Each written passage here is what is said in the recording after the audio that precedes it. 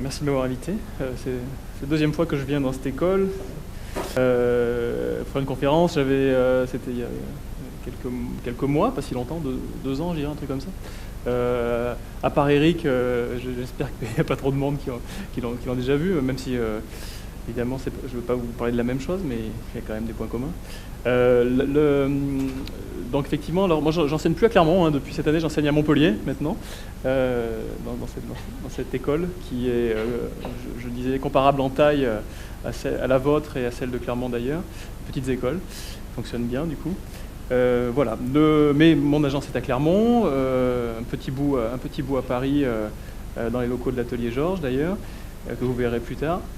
Alors avant de parler de nouvelles richesses, je voulais simplement dire quelques mots sur ce qu'est l'agence. Elle est implantée donc, à Paris, à Clermont, et aussi dans un petit village d'Yverdon-Forez qui s'appelle Arlan, même si la plupart des gens qui travaillent avec moi sont à Clermont-Ferrand. Et l'idée, c'est qu'on travaille sur des territoires qui sont assez variés, en tout cas c'est un objectif, entre ville et campagne. Et on vous apprend souvent, en particulier dans les écoles d'archi, qu'il n'y a pas de différence entre la ville et la campagne, que depuis la fin du 19e, la limite a disparu, en tout cas c'est flouté sous les effets de la urbanisation. Alors bien sûr c'est vrai, hein, c'est indéniable, les gens à la campagne ont des voitures, ils boivent du coca et tout ça, mais malgré tout la différence existe fortement, et elle existe au moins sur le plan technique, pour nous architectes urbanistes.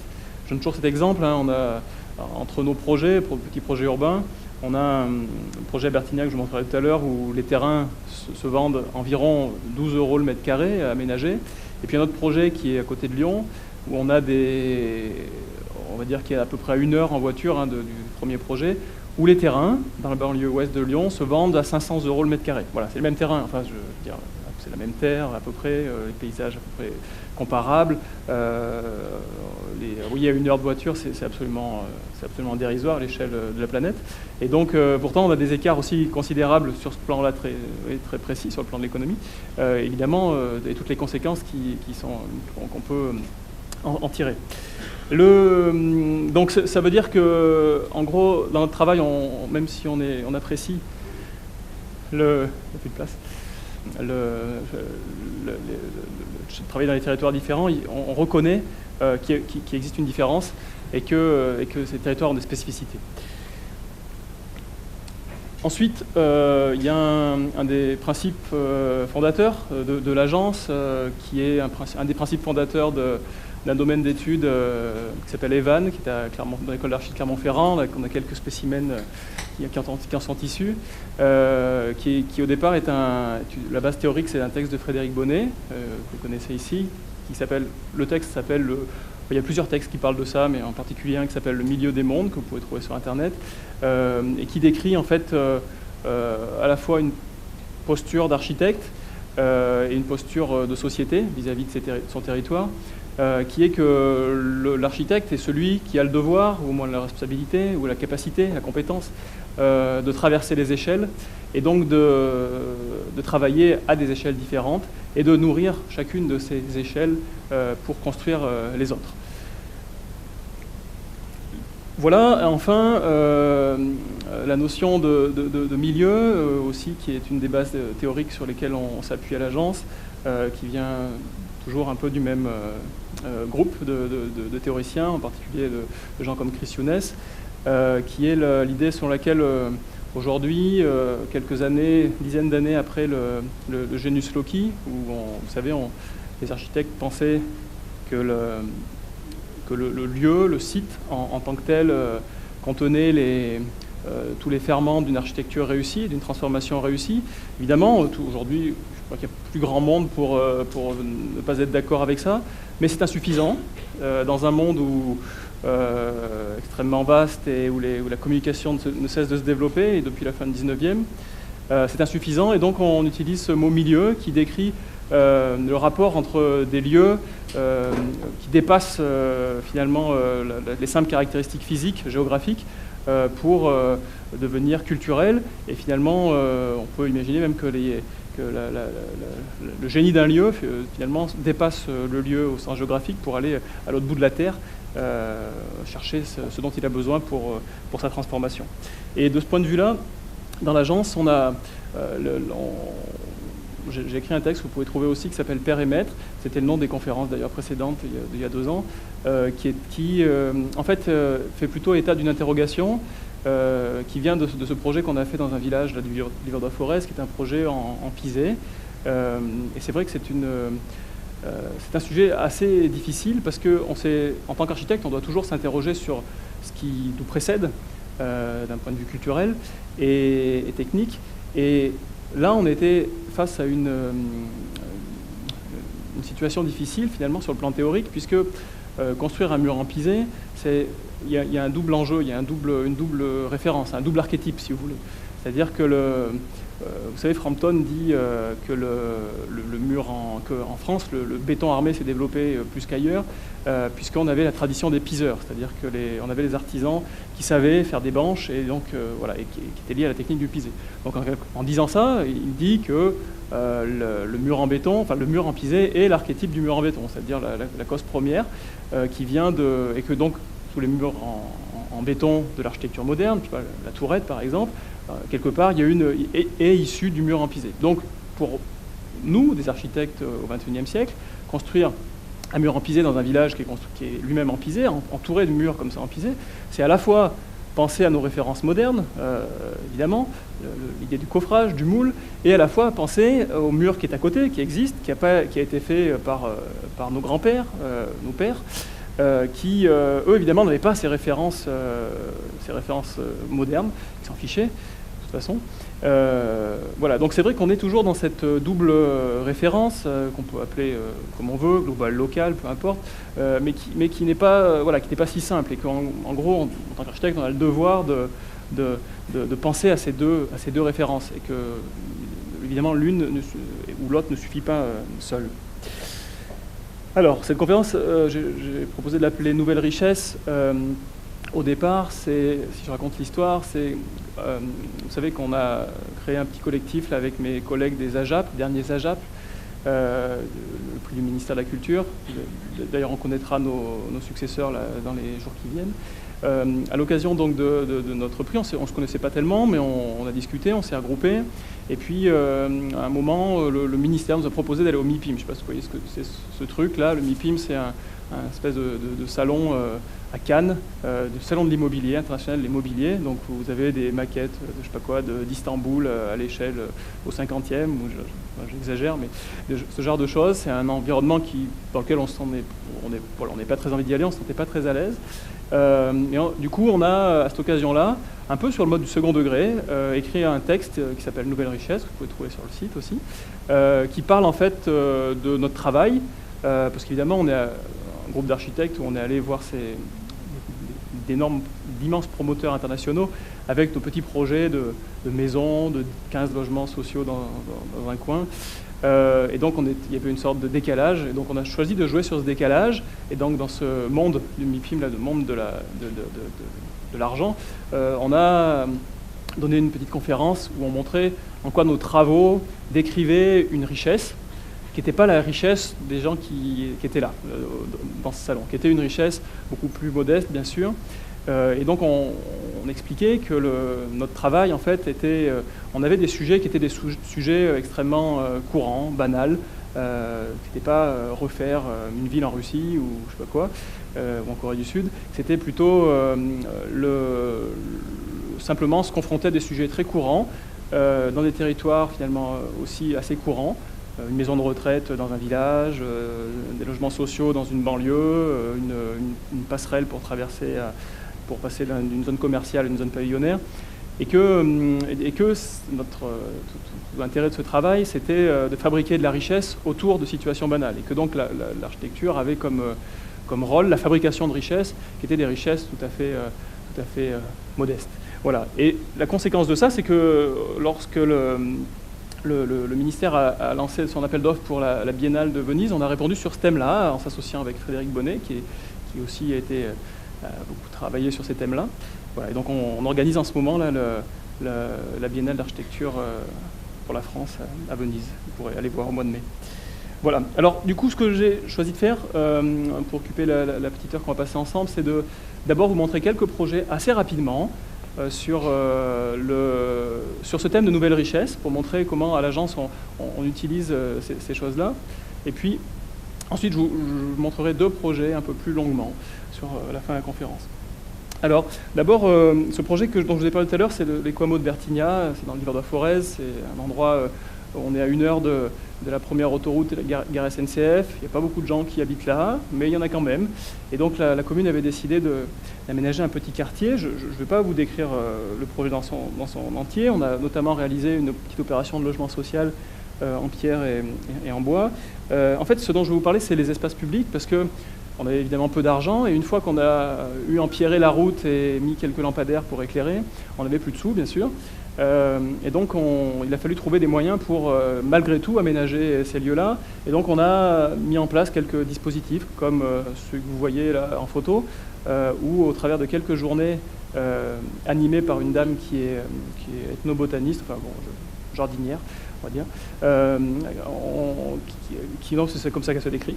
On a organisé, c'était au printemps, là, genre des jours fériés du printemps, des journées où elle en fait suivait les habitants qui étaient intéressés, racontait l'histoire des plantes qui étaient dans le village, et ensuite, avec les habitants eux-mêmes, récupérer, repiquer par-ci par-là quelques plantes dans les jardins de chacun pour les transplanter dans les espaces publics de notre éco-hameau.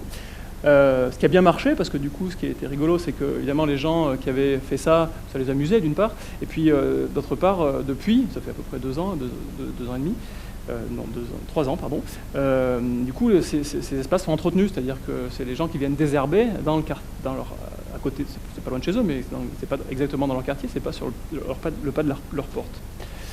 Voilà.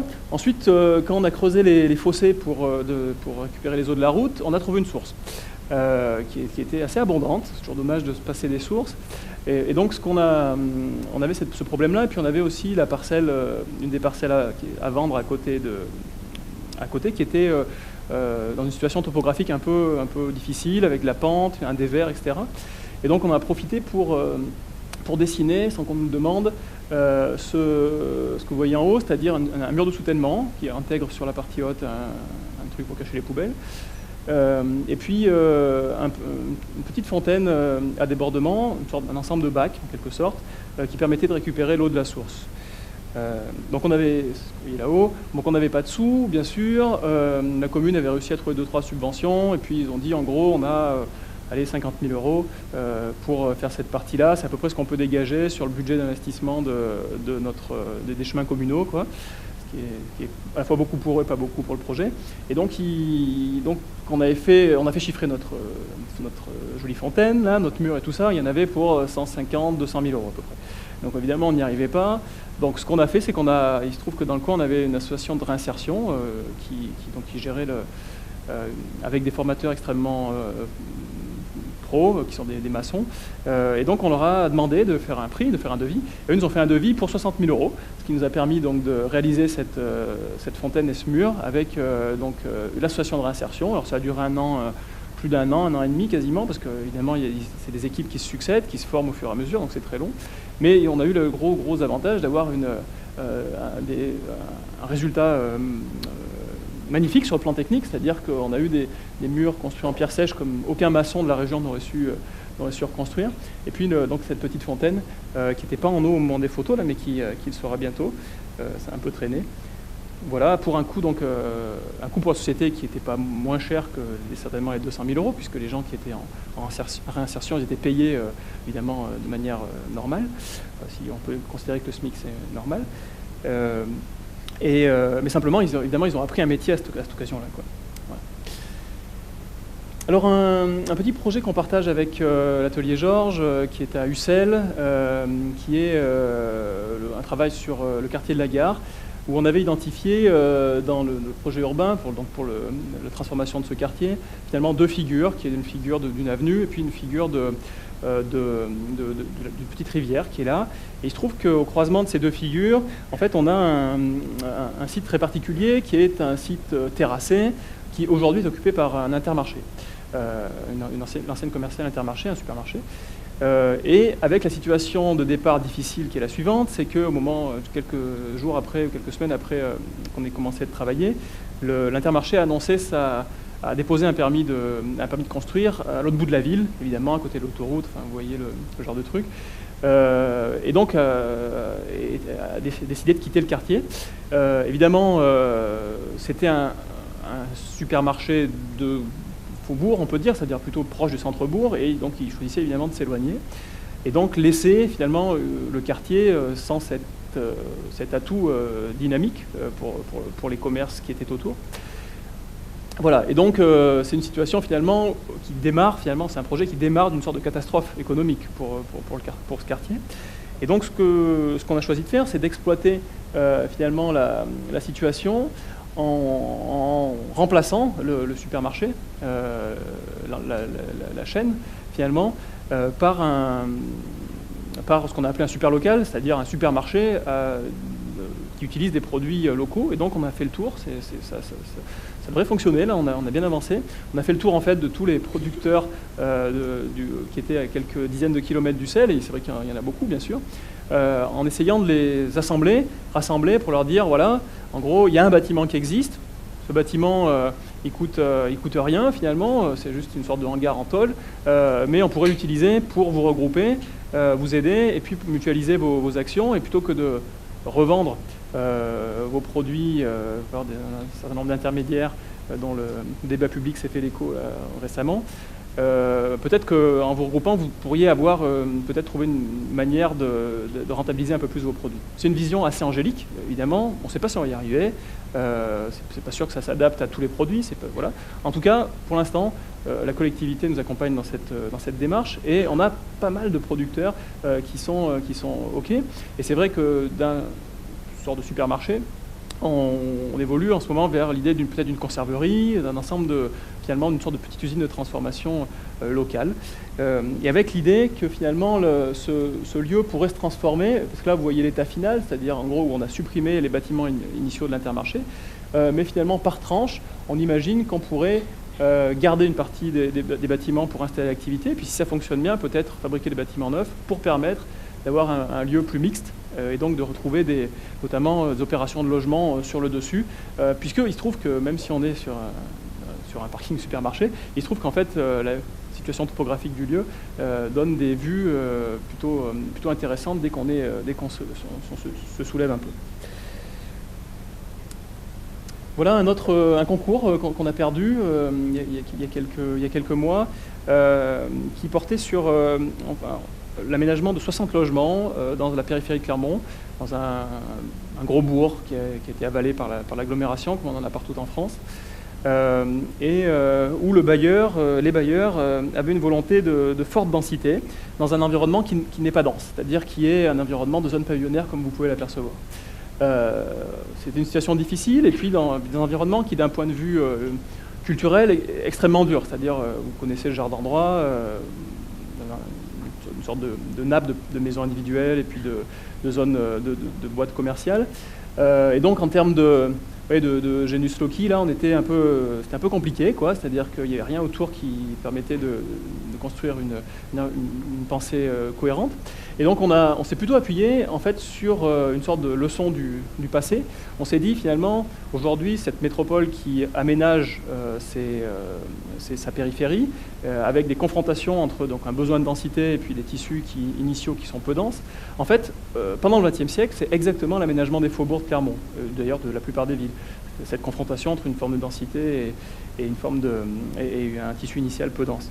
Et donc on s'est appuyé sur ce vocabulaire finalement de l'architecture de faubourg qu'on a à Clermont comme ailleurs, qui est très caractéristique à Clermont, notamment appuyé sur un architecte qui s'appelle Valentin Vigneron, là, un des disciples des frères Perret.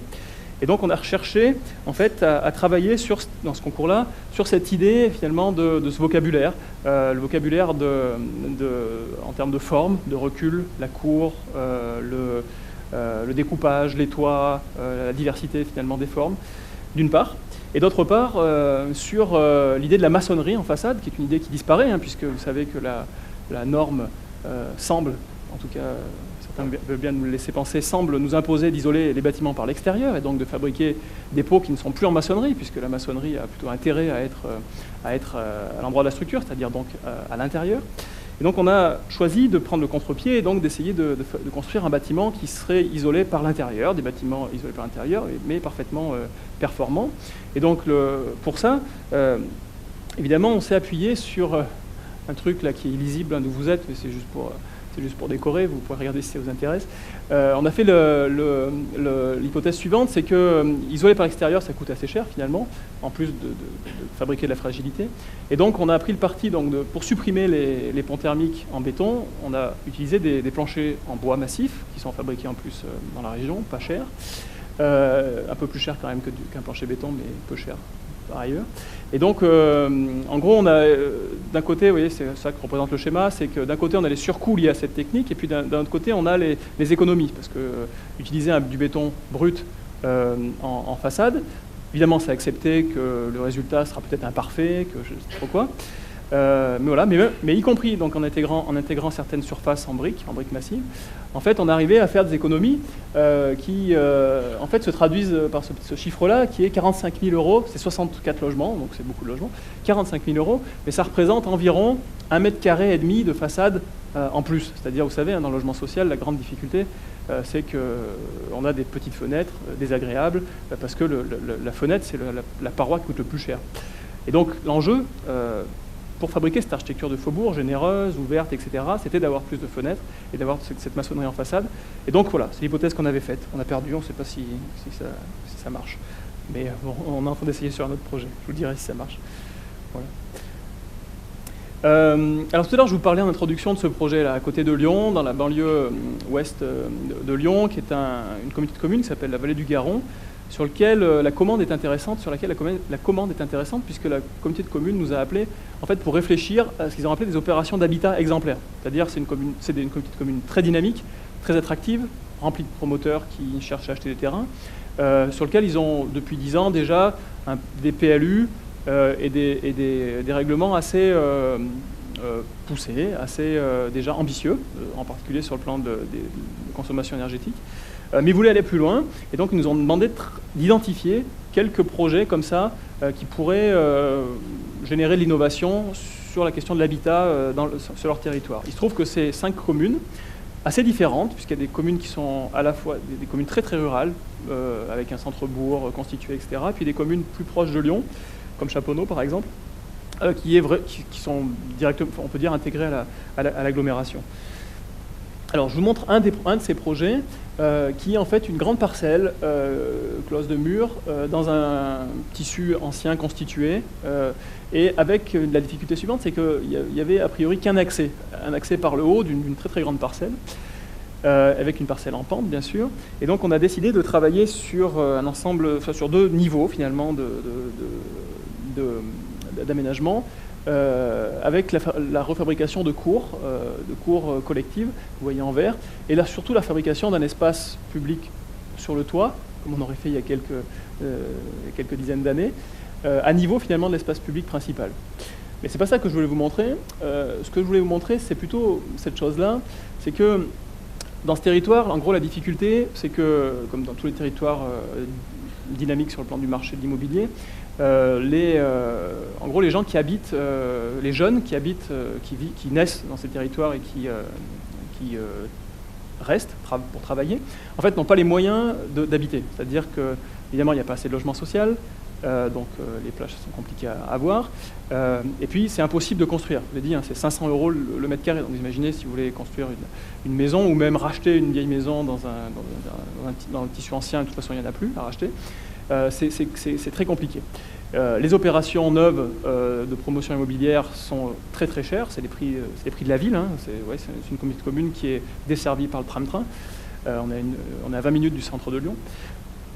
Donc c'est très compliqué. Donc en fait ce qu'on a cherché à faire, c'est réinstaller la possibilité pour les pour les jeunes, mais pas seulement pour les jeunes, d'avoir, en s'appuyer sur deux formes d'économie de la construction qui avaient disparu de ce territoire, qui sont donc la petite promotion qu'on trouve à la campagne. Vous savez, c'est le maçon qui va construire 4 logements et qui va en garder un pour lui, en donner un à sa fille et puis en vendre 2 autres. Le médecin qui aménage le rez-de-chaussée et puis qui répare les apparts au-dessus de la vieille ferme qu'il a racheté, de la vieille maison qu'il a rachetée dans le centre-bourg. Donc, voilà, donc la petite promotion qui n'existe plus, hein, les promoteurs ils ne font pas 4 maisons, ça c'est pas possible, ou 4 appartements. Et puis l'autoconstruction, qui est devenue impossible aussi, c'est-à-dire quand vous achetez dans le logement social, c'est quasiment interdit par la loi, et dans le privé, c'est pas comme ça que ça fonctionne. Voilà. Voilà sur quoi on s'est appuyé, et donc le projet il s'appuie là-dessus, c'est-à-dire que en gros la promotion c'est la partie droite, c'est-à-dire c'est la fabrication du gros œuvre et de l'étanchéité et des parties publiques, des aménagements collectifs. Et donc l'idée c'est de vendre les lots, vous voyez qu'ils sont 1 et 3 là, ils sont vendus non aménagés, c'est-à-dire que c'est le cahier des charges qu'on soumet en ce moment là aux promoteurs, c'est de construire simplement la première partie. Et puis, d'une part, et d'autre part, sur le dessus, plutôt que de vendre une parcelle à un promoteur, c'est de vendre du droit à construire, c'est-à-dire du droit à construire en volume. Vous voyez, c'est le 4 par exemple, en disant vous achetez, je sais pas quoi, 72 mètres cubes, 152 mètres cubes de droit à construire. Voilà. Et ça, c'est pour relancer évidemment de la petite promotion, parce que on est sur des lots qui sont des lots de taille réduite, dans une situation en plus un peu compliquée. Pour éviter donc d'avoir sur ces cas-là les gros promoteurs. Et donc on a des gens par exemple intéressés, je ne sais pas si ça va fonctionner, mais qui sont c'est 3 familles qui se sont regroupées et qui disent tiens on aimerait bien prendre ce lot-là, c'est pour faire 3 apparts et puis un petit atelier à l'étage, ce qui est l'équivalent du rez-de-chaussée. Voilà. Ensuite, ça c'est un projet à côté de Clermont, à nouveau, dans un petit village vigneron qui s'appelle Ploza, où en gros, au départ, la commune nous a appelés parce que tout ce coin-là et tous ces villages sont composés de ce qu'on appelle des forts villageois, c'est-à-dire des espèces d'ensemble de maisons fortifiées qui permettaient de défendre les villages à une époque, qui sont des endroits évidemment très compliqués à gérer aujourd'hui, puisque dans un état très difficile, comme vous apercevez ici. Donc voilà, en gros, l'endroit sur lequel on nous a demandé de travailler, c'est ça, c'est-à-dire c'est ce qu'ils appellent la cave Marc, qui est une ancienne cave sur 2 étages, un sous-sol et une sorte de rez-de-chaussée là, qui est derrière ces espèces de ruines, qui malgré tout, de l'extérieur c'est en très très mauvais état, mais de l'intérieur c'est pas si mal. Alors la difficulté c'est que, en gros, les élus nous ont appelés en disant on aimerait bien que vous réfléchissiez, mais de toute façon on n'a pas de sous, puisqu'on veut faire le centre de loisirs, on est en train de faire le centre de loisirs, on veut faire une salle des fêtes, et que donc cet endroit-là, bon, on voit bien qu'il y a un truc, hein, mais surtout on ne veut pas dépenser d'argent. Et ils avaient fait faire un devis à un charpentier et un maçon du coin pour le maintenir en état, parce qu'en gros il y avait une poutre qui était passée au travers, et donc il y avait un angle du bâtiment qui avait commencé à s'effondrer, donc ils se sont dit là bon c'est un peu le dernier moment, si on veut le garder c'est maintenant. Donc ils avaient fait faire un devis, ils avaient à peu près je crois qu'il y avait c'était 120 000 euros, 130 000 euros les devis pour refaire la toiture et réparer l'angle. Et voilà, ils nous ont dit, et en gros notre travail nous c'était de dire bon réfléchissez à long terme, mais surtout ce qu'il faut c'est faire exécuter ces travaux, on a besoin d'un architecte pour faire ça, donc on a déjà les devis, allez-y quoi. Voilà. En fait on a pris bien sûr un peu le contre-pied parce que c'est quand même des endroits très beaux à l'intérieur en tout cas, et donc ce qu'on leur a dit c'est on a un peu regardé les techniques qui avaient été employées par les artisans, c'était un peu compliqué, on pouvait faire mieux, donc on a refait des plans plus simples, ça nous a permis d'économiser de l'argent sur les techniques pour refaire la toiture. Et en gros, on a réussi, ils ont rajouté un petit peu d'argent, et des 120 ou 130 000 au départ, on est arrivé à un budget de 150 160 000 euros. Et avec ça, on leur a dit, ce qui compte, c'est de pouvoir faire des choses dans ce lieu. Et donc, c'est pas la peine de vouloir tout le réparer, on n'aura pas les sous. Ce qu'on va faire, c'est juste réaménager l'entrée, parce qu'aujourd'hui, vous avez vu sur la photo, c'est compliqué. Donc, refaire une petite cour anglaise avec une rampe, un escalier pour accéder à la partie basse et à la partie haute. Cette partie-là, on va la faire avec ce qu'ils appellent les brigades, c'est-à-dire c'est une sorte d'association de réinsertion de ce coin-là aussi. Donc ça ne coûtera pas très cher, ça va certainement durer longtemps et tout ça, mais c'est pas grave. Et puis la halle, finalement, c'est l'équivalent d'une halle, on change pas les fenêtres, juste on ouvre, ça devient un espace extérieur, on met juste un point d'eau, l'électricité, enfin un peu d'éclairage, et ça devient un espace extérieur qui servira pas l'hiver, c'est pas grave, mais qui servira l'été et qui pourra être loué en fait pour des dégustations. Il se trouve que Plauzat c'est un village vigneron et qu'il y a tout un tas de vignerons qui font du vin un peu qualité, on va dire, inégale, vin d'Auvergne, quoi, mais qui, malgré tout, présente un petit intérêt touristique. Voilà. Et donc, finalement, avec un budget très réduit, en gros, il nous restait 15 000 € pour construire une banque en bois et puis aménager et mettre des étagères pour transférer leur petit musée de la ruralité qu'ils avaient ailleurs, je sais pas quoi.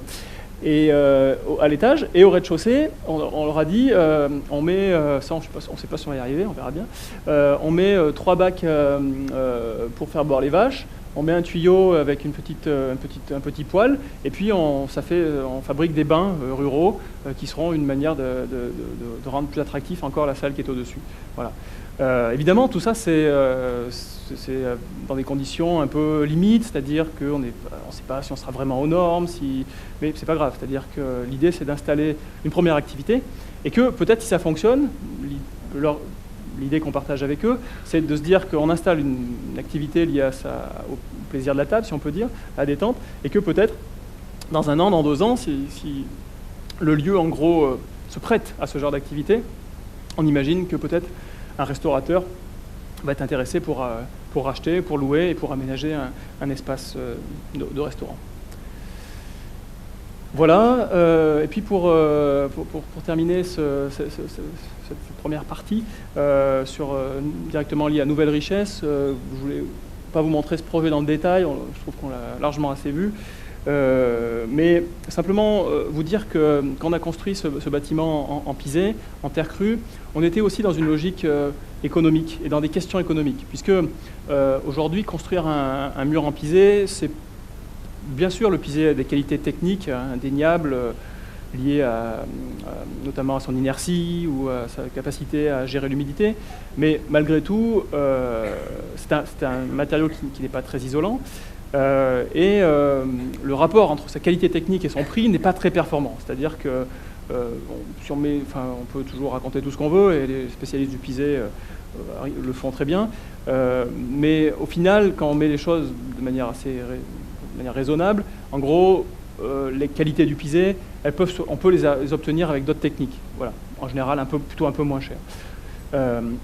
Et donc, si on a fait ce projet en pisé, c'est avant tout ça que je veux dire, c'est avant tout pour une question culturelle. C'est-à-dire que, vous savez, l'UNESCO reconnaît le patrimoine immatériel aujourd'hui, plus seulement matériel. Et donc, si on a refait un bâtiment contemporain en pisé, dans un village dans une vallée qui est construite à 80% en pisé, en terre crue, c'est aussi parce que, de manière collective, la société, on peut estimer qu'il y a un intérêt à conserver cette technique et à la rendre actuelle. Voilà. Mais malgré tout, le fait qu'il y ait un intérêt culturel, ça ne résout pas tout. Et donc, en particulier, ce bâtiment, quand on a fait le premier calcul thermique, au départ, on était un peu dans l'angélisme aussi de ce matériau, en se disant, tout le monde nous disait, mais le pisé c'est magnifique, ça isole, ça fait tout ce que vous voulez. En fait, quand on regarde vraiment les chiffres, ça isole pas. C'est-à-dire qu'on n'arrivait même pas à passer le garde-fou de la RT 2005, qui est un vieux truc maintenant, mais qui est vraiment nul, quoi. Et donc, il fallait l'isoler. Et isoler du pisé, ça n'a pas de sens, puisque ça revient à bloquer son inertie, etc. Isoler par l'intérieur, on n'avait pas de pisé à l'intérieur. Isoler par l'extérieur, on n'avait pas de pisé à l'extérieur. Alors, ça voulait dire qu'on faisait un bâtiment en pisé pour des raisons culturelles, pour montrer que la technique était actuelle, et on ne le voyait pas. C'était pas ce qu'on voulait. Et donc, c'est pour ça qu'on a développé une technique au départ à laquelle personne ne croyait, y compris chez les spécialistes, qui était d'un double mur, avec un isolant intermédiaire qui est un isolant en liège, qui nous permet, je vous passe le détail, mais qui en gros répond à tous les critères d'inertie, de transmission hygrométrique et d'isolation qu'on s'était donné. Je vous montre ça, je vous parle de ça parce que, vous voyez, partant d'un engagement culturel qu'on pourrait appeler, je sais pas, politique, quoi, si on peut dire, mais même si je trouve que pour les architectes c'est toujours galvaudé. En fait, notre compétence, elle a pas été, c'est pas juste de dire on va faire un truc en pisé et ça va être génial et tout ça. En fait, notre compétence, ça a été de dire comment, avec cette technique-là, d'un point de vue technique, on va répondre technique au sens de technique de l'humidité, de l'isolation et tout ça, mais aussi au sens de l'aspect architectural de cet objet-là. Comment en fait on répond aux enjeux qui sont ceux de la commune, de faire un bâtiment performant, d'avoir du pisé visible à l'intérieur et extérieur. Voilà. Et c'est ça notre compétence technique, qui en l'occurrence était sur une base de réflexion économique. Voilà. Alors maintenant, je vous parle un peu plus longuement de 2 projets qu'on a fini de construire récemment. Ce premier projet, c'est un petit projet, à nouveau dans le livre de Forez, dans un village, dans une commune qui s'appelle Domèze. Pour vous donner un ordre d'idée, la commune principale qui s'appelle Quinhat, c'est à peu près, je sais pas, 1500 habitants. Là, on est sur la commune d'à côté, qui est plus petite. Je sais pas, peut-être 500 habitants, et on n'est pas dans le centre-bourg, on est dans un hameau qui s'appelle Terol, où il y a, vous voyez sur cette photo, vous voyez toutes les maisons du hameau, c'est-à-dire 5 ou 6 à peu près. Et donc la communauté de communes avait à l'origine racheté la ferme là, que vous voyez avec la grue au-dessus pour faire un gîte d'étape. Et puis il se trouve qu'ils n'ont pas eu de subvention sur le sujet, et que donc ils se sont retrouvés avec ce patrimoine acheté un peu trop cher, sur les bras, dans un village, dans un petit hameau où il y avait 4-5 familles qui habitaient. Et donc ils ont regardé en gros qu'est-ce qu'ils pouvaient bien en faire, et les subventions à ce moment-là c'était de logement social. Donc ils ont décidé de faire une opération de logement social là-dedans. La commande en fait était rigolote, puisque ils nous ont dit bon, le bâtiment est vraiment en mauvais état, voilà. Il y a notamment le toit qui s'est envolé l'hiver avant le chantier, enfin la moitié du toit, il y a des parties qui s'effondraient. Et donc, pour l'anecdote, je me rappelle le géomètre, quand il allait faire le relevé, le géomètre, on n'a jamais affaire à lui, hein, il envoie son plan, donc voilà. Il nous a appelé pour nous dire vous n'allez quand même pas réhabiliter ce bâtiment, ça ne tient pas debout, quoi. Voilà. Et donc la commune, du coup, nous a dit allez-y, quoi. À votre avis, c'est quoi, quelle est la solution la moins chère? Est-ce qu'il vaut mieux raser ou est-ce qu'il vaut mieux conserver le bâtiment? Donc notre premier travail, ça a été de mener plusieurs scénarios, un scénario de démolition complète, un scénario de réhabilitation et un scénario de démolition-extension. On est resté assez longtemps sur un scénario de réhabilitation-extension, et puis pour différentes raisons, finalement on a choisi, on leur a proposé de faire une réhabilitation, qui était une question finalement pas si simple, enfin une réponse pas si simple que ça.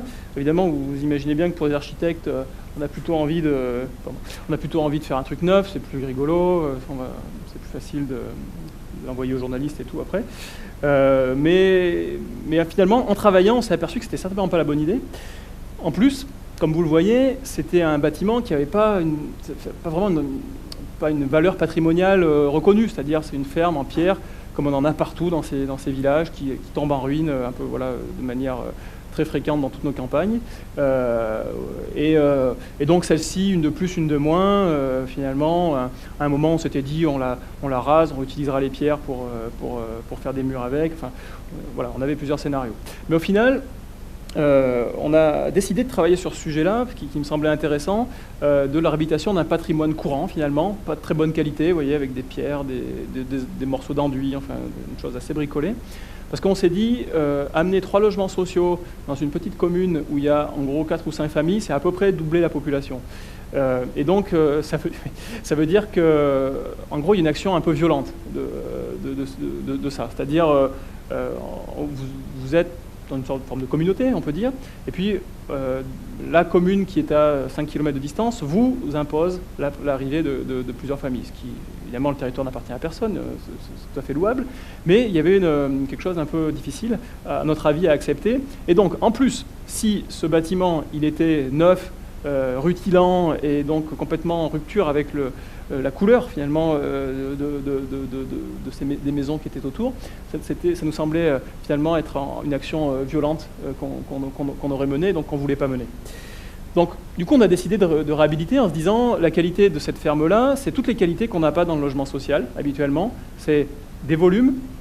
On n'a jamais. Vous savez qu'aujourd'hui, dans le logement social, les hauteurs sous plafond, c'est 2,40 m, même plus 2,50 m. On a donc les volumes et puis la matière. C'est-à-dire que, évidemment, on n'a pas de sous pour se payer des matières nobles. Donc, voilà. Et là, on avait la pierre. Donc, on s'est dit il faut s'appuyer là-dessus. Et ensuite, on a fait un travail.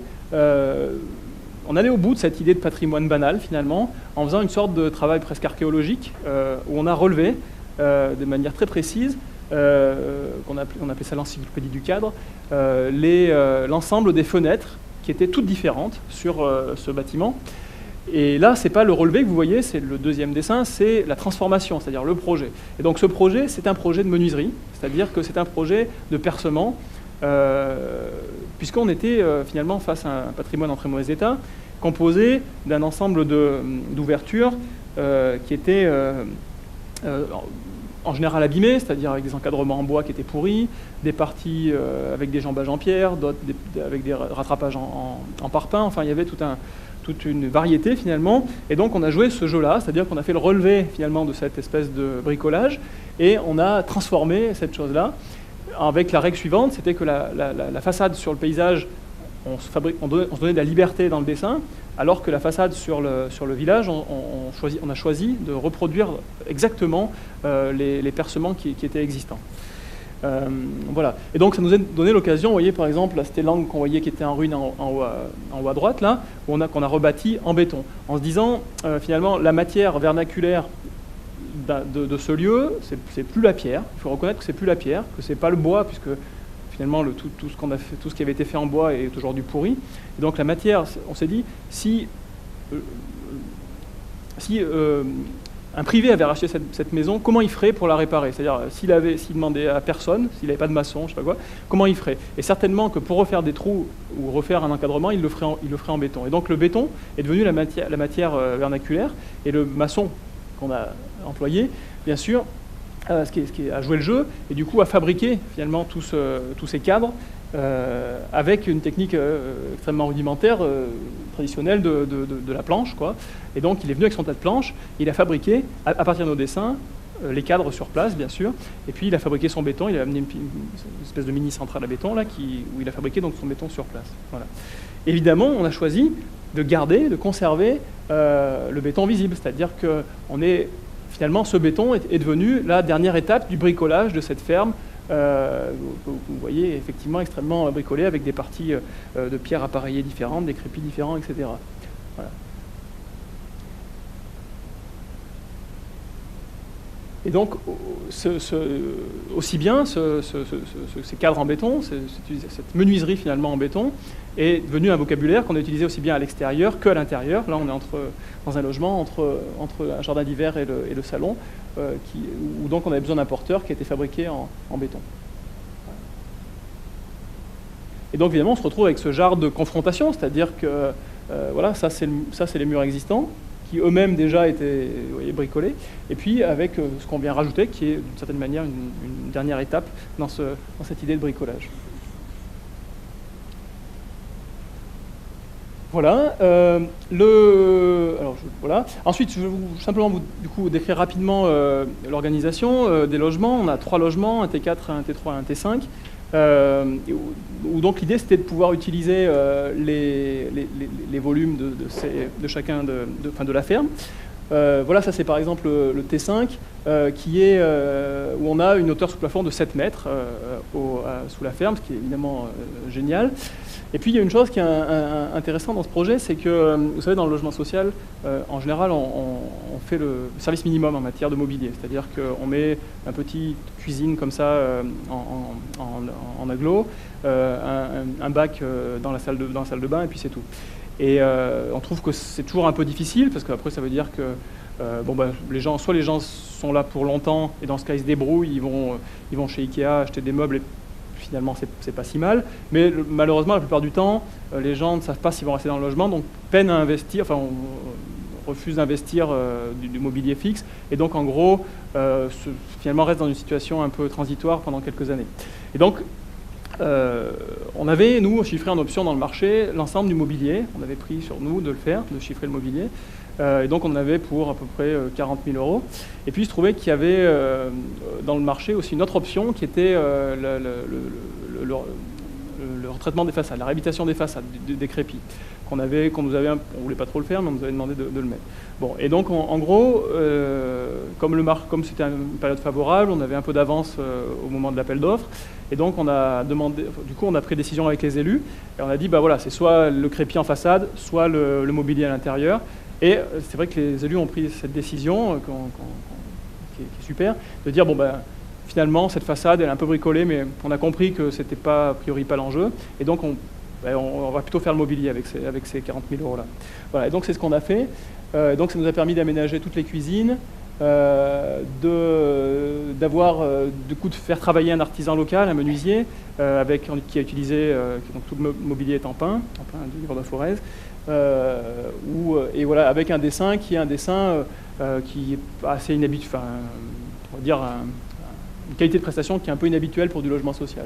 Voilà. Là, par exemple, c'est l'étage où on a un grand meuble qui peut servir pour les enfants dans le T5 à faire les devoirs, à mettre leur ordinateur, etc. Voilà.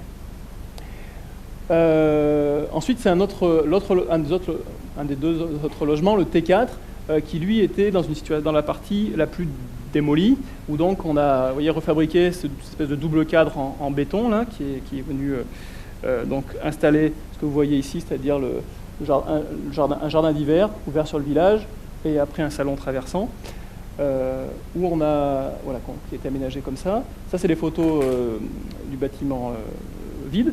Mais surtout, ce que je voulais montrer, c'est ça, c'est que là, un an après, quelques mois après, on est retourné faire des photos avec donc une dame qui habite avec ses deux enfants dans ce logement, et que ce qui est génial, c'est qu'en fait, elle s'est réappropriée complètement le lieu, et du coup, elle a meublé, ça c'est le jardin d'hiver par exemple, elle a meublé avec ses petites affaires, et évidemment de manière...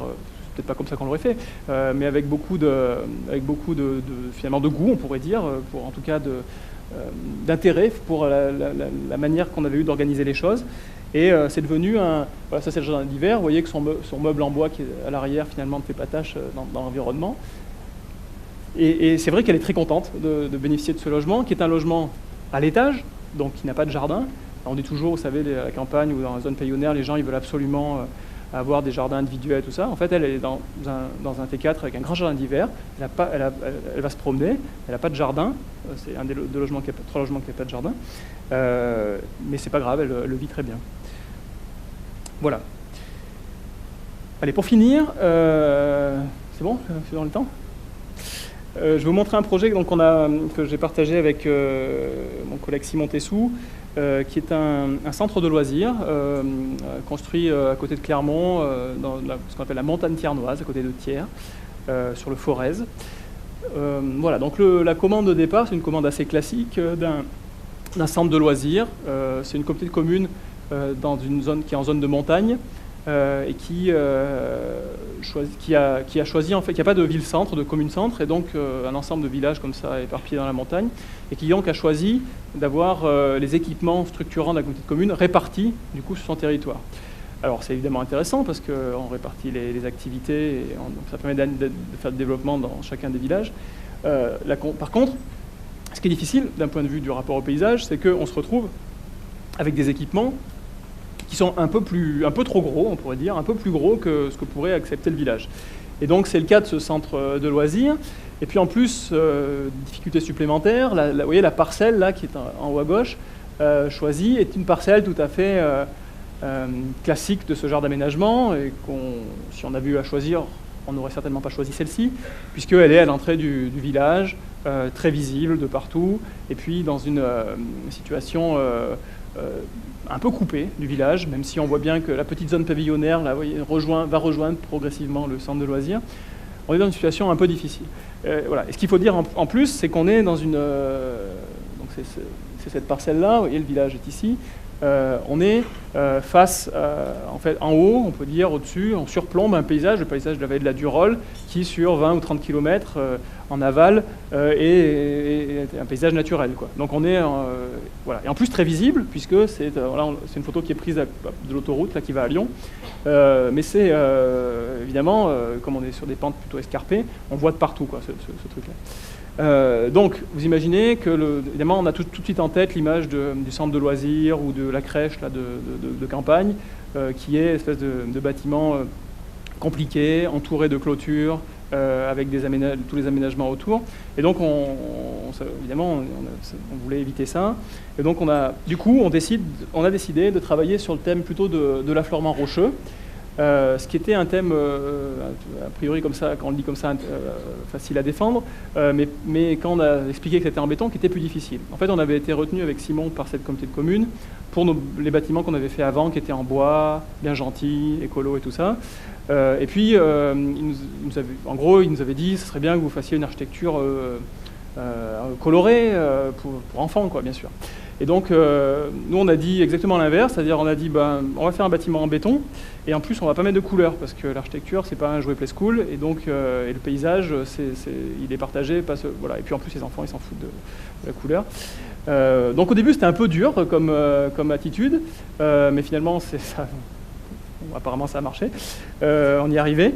Voilà, et donc plutôt en défendant l'idée que ce bâtiment, c'était plutôt une continuité du village, qui est un village construit sur un éperon rocheux, en granit, gris, un peu austère, et que donc, même si c'était un centre de loisirs, l'architecture, au moins à l'extérieur, dans son rapport au paysage, elle pouvait être austère, et donc être plutôt en béton, qui est un béton, voilà, un béton gris, dont les cailloux viennent de la carrière d'à côté, une carrière de basalte.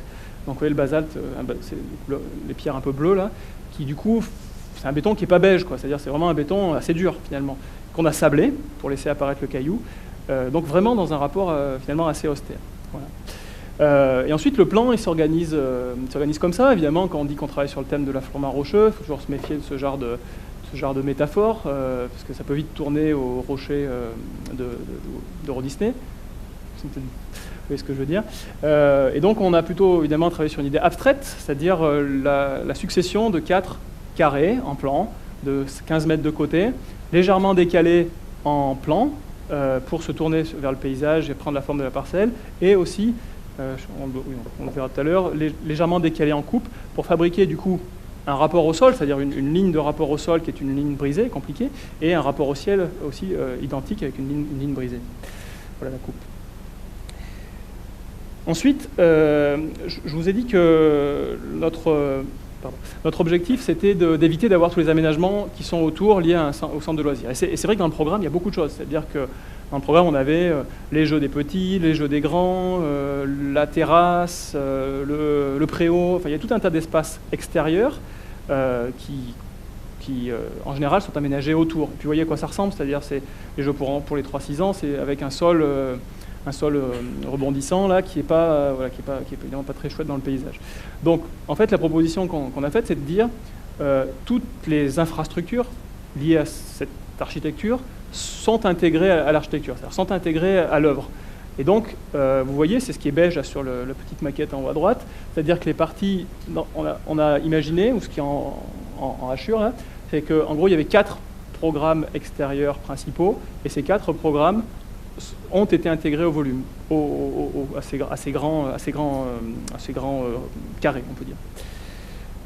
Voilà. Et donc, ce qui fait qu'on se retrouve avec un premier plan qui est le démarrage, finalement, de tout le paysage que je vous ai décrit. C'est-à-dire, il n'y a pas de différence. En gros, la clôture qui est en bas, c'est une clôture à moutons. C'est-à-dire, dans le marché de travaux, on avait une clôture à moutons, décrite comme ça, d'ailleurs.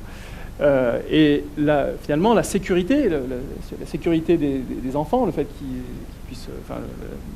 la sécurité liée à la surveillance des animateurs, en fait, elle est assurée par l'œuvre. C'est-à-dire que en gros, les espaces extérieurs sont intégrés au bâtiment, et quand on sort de l'œuvre, de l'architecture, on est finalement dans le paysage, qui est un paysage rural, donc sans clôture de mailles soudées, sans aménagements, etc.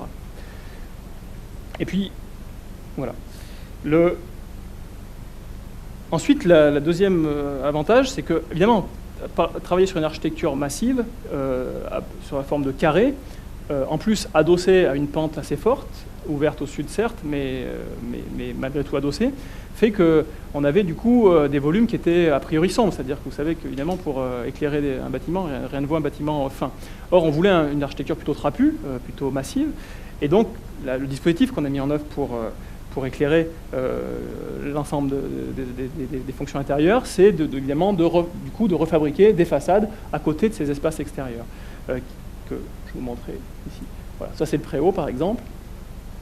Ça, c'est la cour des petits, qui est donc une sorte de patio finalement à l'intérieur et qui permet donc d'éclairer toutes les pièces, c'est-à-dire tous les couloirs, toutes les fonctions évidemment essentielles. Et puis en plus, cet effet comme ça de décalage de volume fait que bien que nous soyons sur un bâtiment qui est adossé et donc qui est plutôt ouvert sur le paysage, en fait c'est un bâtiment qui malgré tout se regarde lui-même. Vous voyez, c'est-à-dire c'est pas évidemment quand on fait un bâtiment à cour ou en U ou deux bâtiments qui se font face, évidemment on installe un rapport entre les différentes fonctions du programme.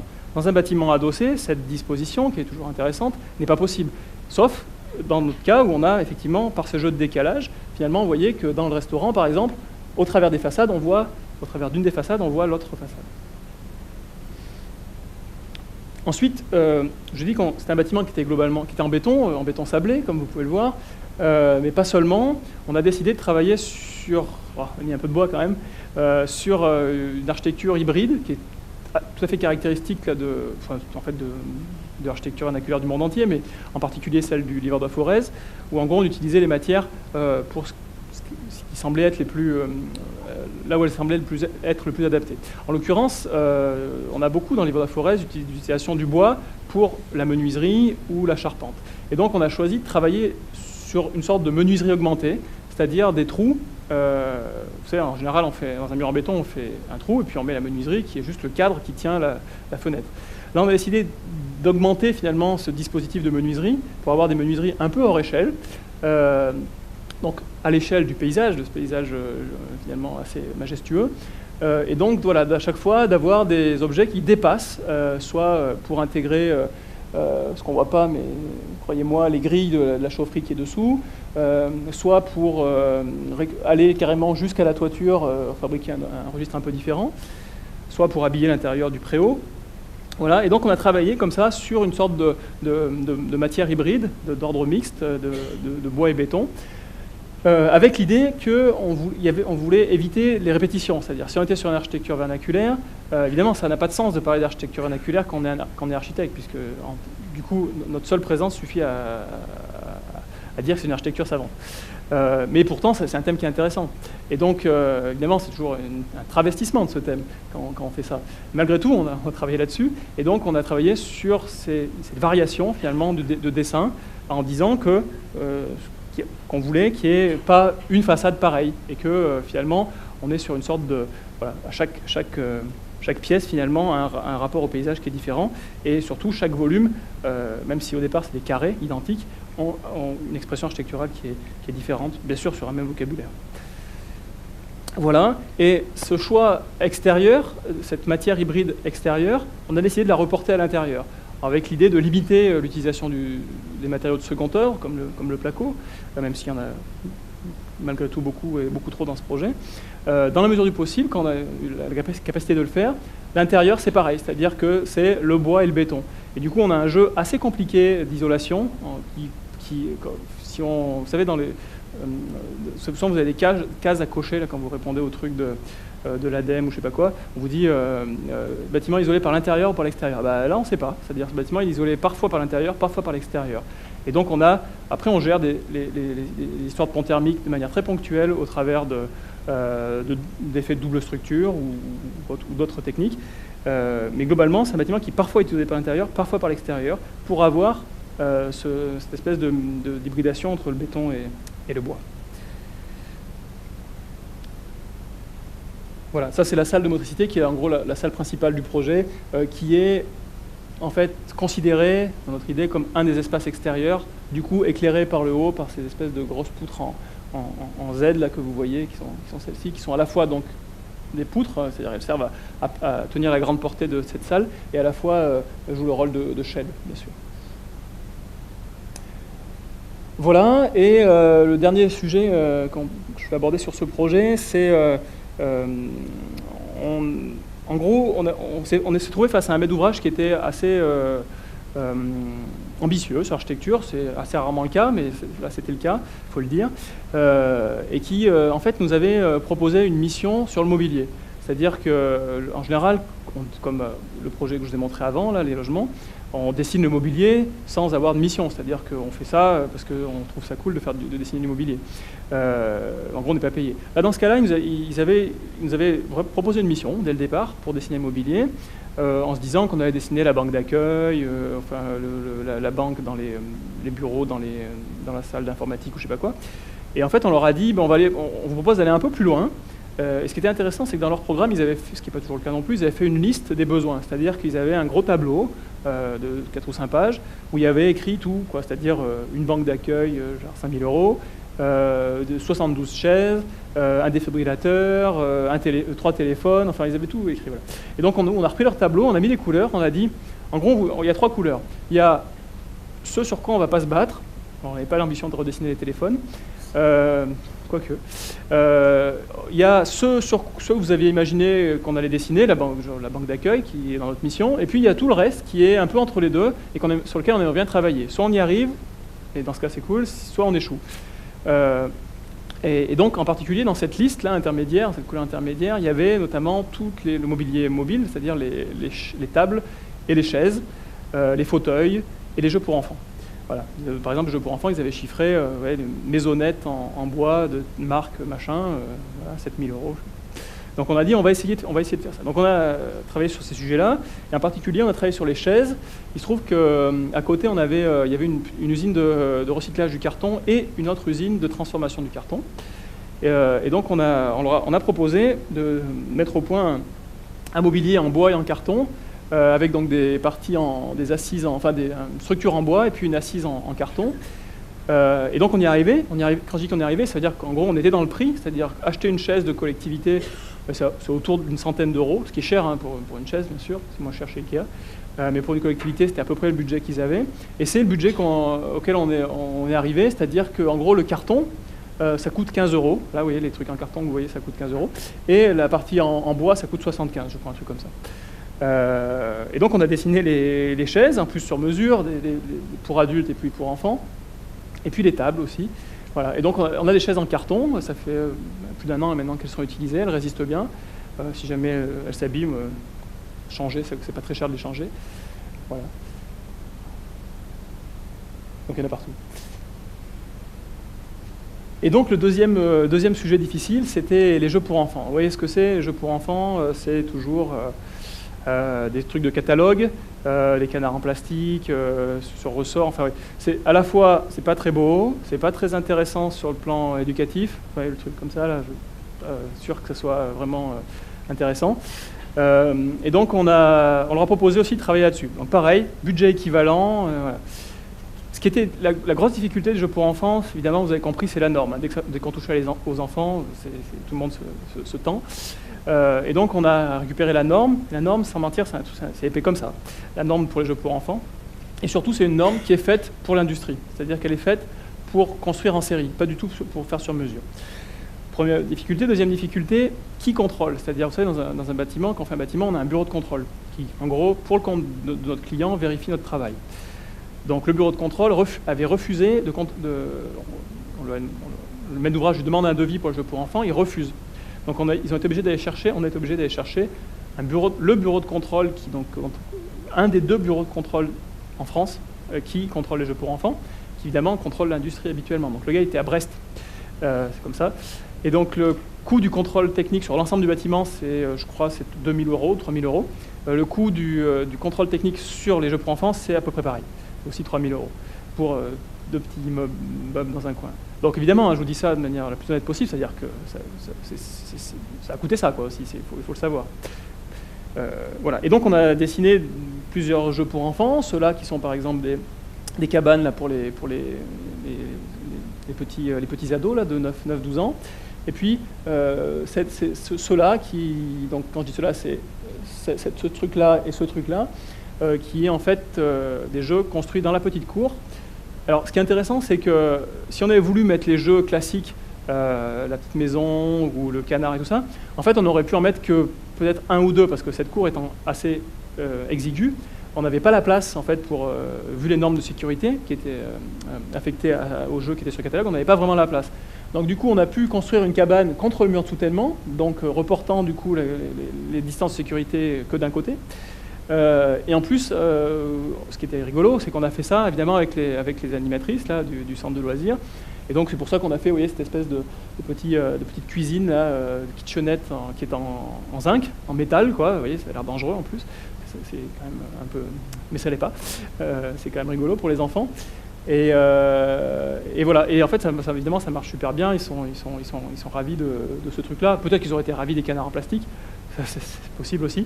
Mais ils ont été faits sur mesure et ils ont été faits par des artisans locaux, donc qui ont développé du coup une sorte de... Parce que pareil, pour les artisans, il fallait aussi qu'ils aient conscience de la norme, parce qu'il y a la norme de dessin, puis il y a la norme de mise en œuvre, c'est-à-dire quel est le boulon, comment on le met en œuvre, etc. Donc finalement, ils ont développé une nouvelle compétence et puis une nouvelle économie liée à ça. Voilà, j'ai terminé. Merci.